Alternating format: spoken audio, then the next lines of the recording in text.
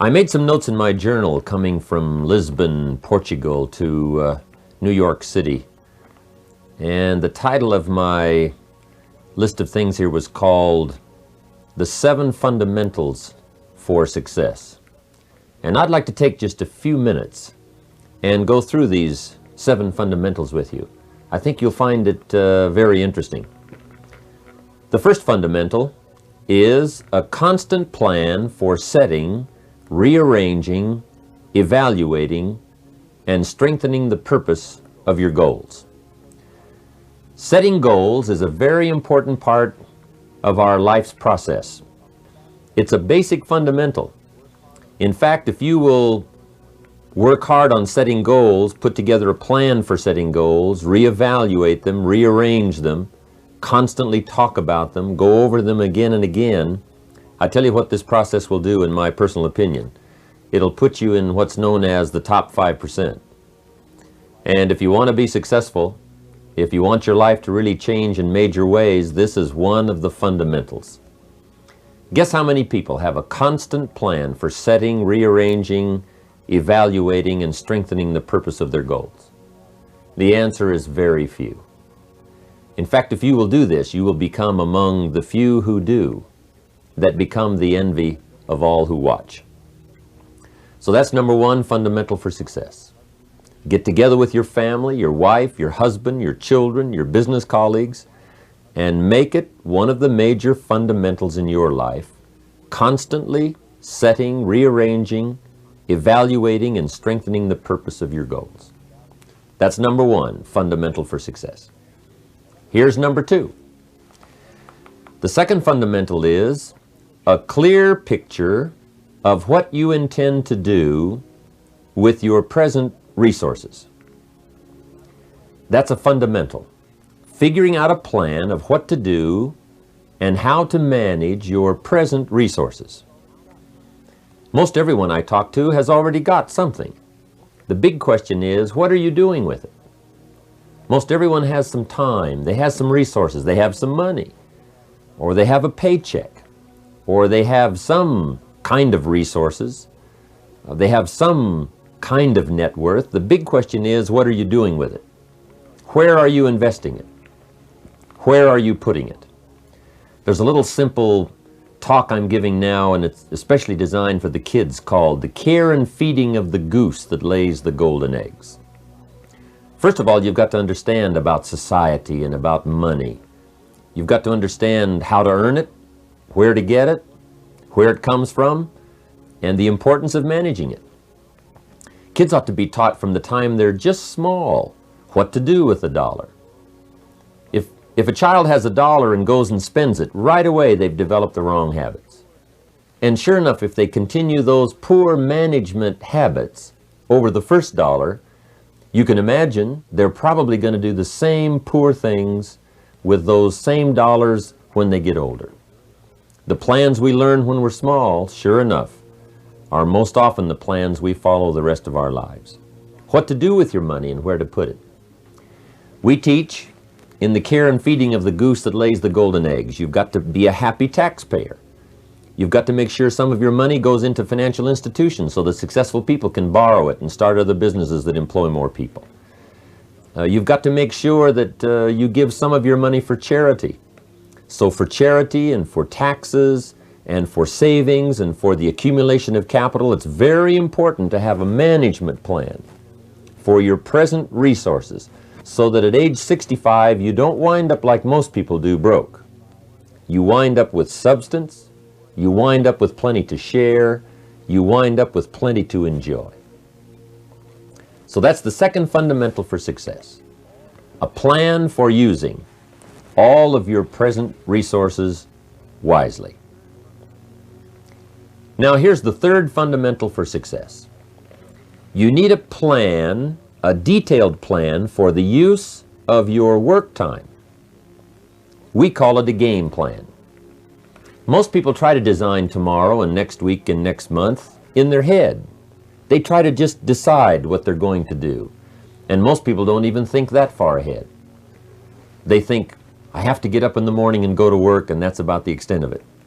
but a game plan for financial independence, a game plan for your work time, a game plan for your personal time. The family needs a game plan so that you won't miss some of the important things that are helpful to your life and to your success. The kids need a game plan. Mom needs a game plan. Dad needs a game plan. You need a business game plan. You need a game plan for your office. If you're in business, a game plan for your business. A detailed plan for the use of your work time. In the leadership seminar, we talk about how to put together this detailed plan for the day and for the week and for the month. How to stretch out a plan for 6 months and for a year. In doing business around the world, we found that you have to detail the plans in great detail. Otherwise, sure enough, you're going to miss something. So that's the third fundamental for success. And I can promise you that a detailed plan for the use of your work time will put you in the top 5%, because most people don't have one. Now here's the fourth fundamental for success. Number 4 is a consistent plan for the gathering of knowledge. Most people get ideas just spasmodically, or when someone happens to come by, or they just happen to hear someone, or they happen to read a book that might have some ideas that could help to benefit their life. What I'm saying is we all need a consistent plan for the gathering of knowledge, a consistent plan for going to the library, a consistent plan for attending the lectures, attending the seminars.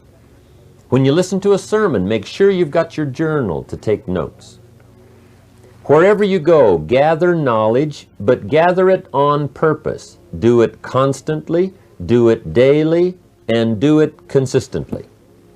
We need a consistent plan for reading books. Most people just read books haphazardly, spasmodically, or most people just don't read at all. Or they don't have a good plan for reading the right books. Sure enough, the man reads the comics instead of the classics.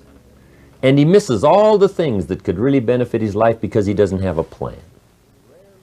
Here's a good thought to consider. Rarely does a good idea interrupt you.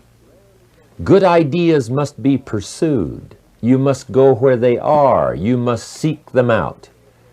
And there's an important Bible phrase that says, if you seek, if you search, you will find.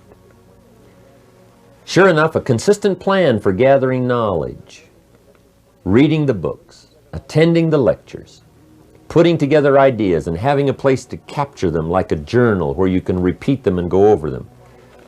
That's a fundamental that if you'll follow it, will put you in the top 5%.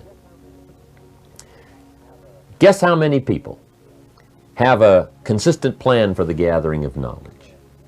Answer, very few. And what you want to be is one of the very few.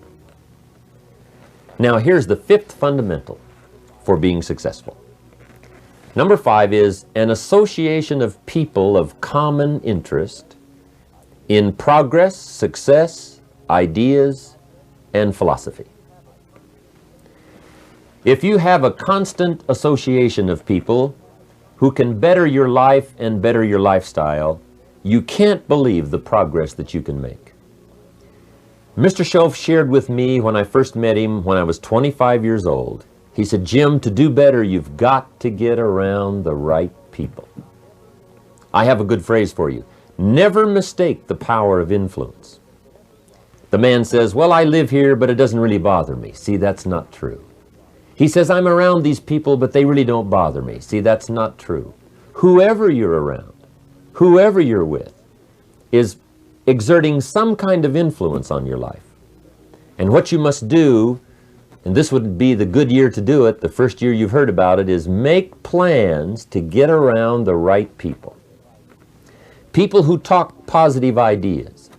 People who talk philosophy, the refinement of philosophy. See, just the latest joke won't help. You've got to get around people who read, people who are successful, and people who are growing and changing. Otherwise, your influence is going to be in the opposite direction. And I know most of us, wherever you work, you have to be around some negative influences. But what you must do is counterbalance that by an association of the right people getting around the right people who can help to change your life for the better. So that's one of the 7 fundamentals, associating with the right people on a constant, consistent basis. So work on that one. And it's one of the 7 fundamentals. If you will work on an association of the right people who can help you to grow financially, personally, spiritually, socially, sure enough, it'll put you in the top 5%. Guess how many people have an association of people of common interest in progress, success, ideas, and philosophy? Answer, very few. But be one of the few. That's number 5. Here's number 6.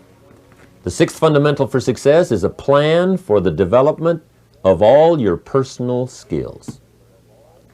One of the great things to learn in life is that you can learn a great deal. There's hardly anything you can't learn. If you wished, you could learn several languages. There's so many skills that you can develop that you want to make sure that you've got a timetable and a plan for developing all those skills. Don't settle for less than you can be.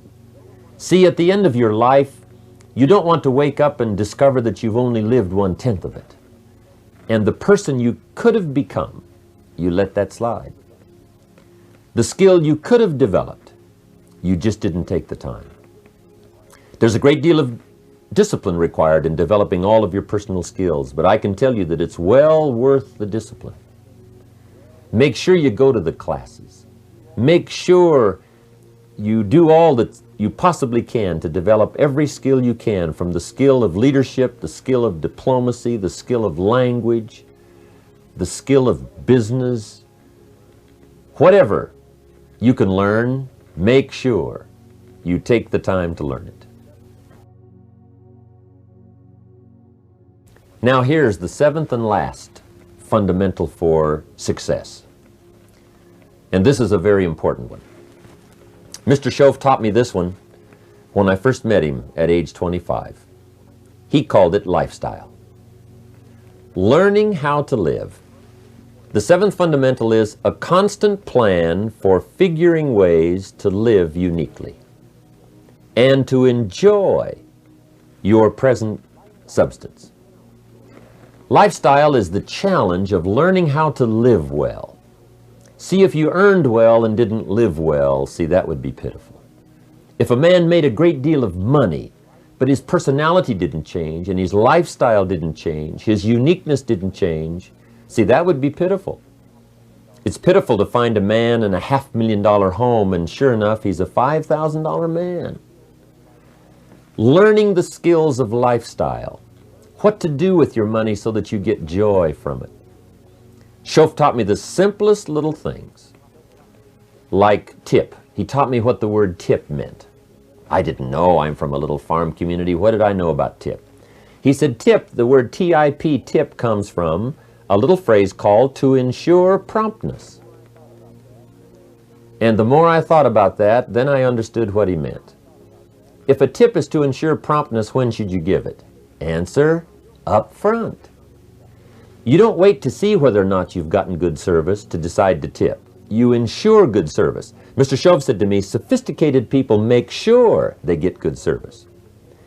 It's just one of the little things to learn called lifestyle. How to enjoy your family, how to enjoy your money, how to enjoy your time and your substance, how to enjoy your own thoughts, figuring ways to anticipate your family's needs, to do it with joy instead of animosity, to get great delight in the substance you now have. Most people say, if I had more money, I'd be happier. But happiness is something you have to work on besides money, because the money won't make you happy. Those are the 7 fundamentals for success. Goals, a plan for goals, a clear picture of how to use your resources, a plan for your work time, a plan for gathering knowledge, association with the right people, a plan for developing your skills, and lifestyle. If you'll follow those 7 fundamentals, I can promise you, life will work well for you. I want to thank you for giving me this time to spend with you. It's been just a few minutes, but I hope the few ideas I've had to share from my journal have been valuable to you?